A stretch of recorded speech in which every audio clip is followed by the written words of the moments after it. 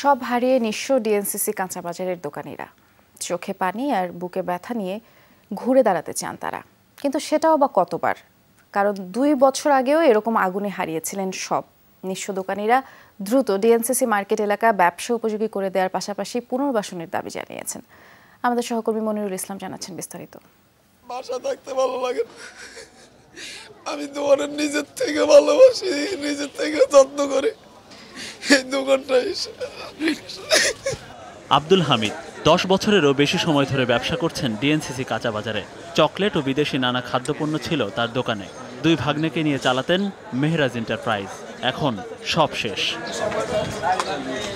শনিবার ভোরে লাগা আগুনে পুড়ে গেছে গুলশান ডিএনসিসি কাঁচাবাজার মার্কেটের প্রায় 90%। ক্ষতিগ্রস্ত বা একেবারেই পুড়ে যাওয়া দোকানের সংখ্যা 180টিরও বেশি। তারপরও নষ্ট না হওয়া পণ্যের খোঁজ করছেন কেউ কেউ। আর যাদের সবই ধ্বংস হয়ে গেছে, পোড়া দোকানের সামনে দাঁড়িয়ে চোখের পানি ফেলা ছাড়া তাদের কী বা করার আছে।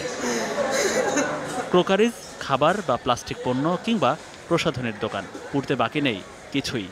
এই 5টা দোকানের উপরে আমার গোডাউন ছিল। গোডাউন প্লাস দোকান যা ছিল সব পুরো ছাই হয়ে গেছে। আমাদের প্রায় 30-40 লাখ তো হবেই। এর আগে হয়েছে তখন আরো এর চেয়ে অনেক বেশি ক্ষয়ক্ষতি হয়েছে আমাদের। এর মধ্যে দেখা গেল আর এক করুণ দৃশ্য। যারা এতদিন ছিমছাম পরিপাটি দোকানে কোটি টাকার ব্যবসা করতেন, তারাই অর্ধেক পোড়া জিনিসপত্র বিক্রি করতে বসে গেছেন রাস্তায়। কম টাকায় সেগুলো পেতে সেখানে ভিড়ও করছেন বহু ক্রেতা। বিশ্রামে কিছু পাইছি, এগুলা মানুষের দিয়ে দিতেছে। একটু কম দামে ছাড়তেছে, এই জন্য নিতেছি। মাজা ঘষা করে আমরা রান্না বান্না করবো, হাঁড়ি পাতিল, খুন্তি, জালি, গ্লাস। আগুনে পুড়ে ছারকার হয়ে যারা নিঃস্ব হয়ে যান, তাদেরকে তো অর্ধমৃতই বলা যায়।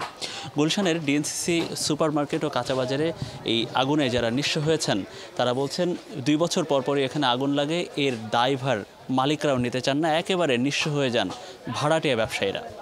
তাই সিটি কর্পোরেশনের কাছে তাদের আবেদন, দ্রুত এ ব্যাপারে একটি স্থায়ী বন্দোবস্ত হোক। আমরা যারা বাইরে থেকে এসে ভাড়া নেই তারা শেষ হয়ে গেলাম।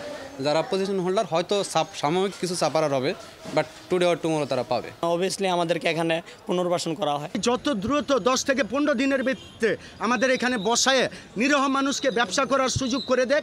আমাদের মানুষ এখানে সামনে ঈদ আছে, না খেয়ে মরে যাবে। এদিকে আগুনে ক্ষতিগ্রস্ত দোকানীদের সহায়তায় 10,000 করে টাকা আর কর্মচারীদের 30 কেজি চাল দেওয়ার ঘোষণা দিয়েছে ত্রাণ মন্ত্রণালয়। মনিরুল ইসলাম, যমুনা নিউজ, ঢাকা।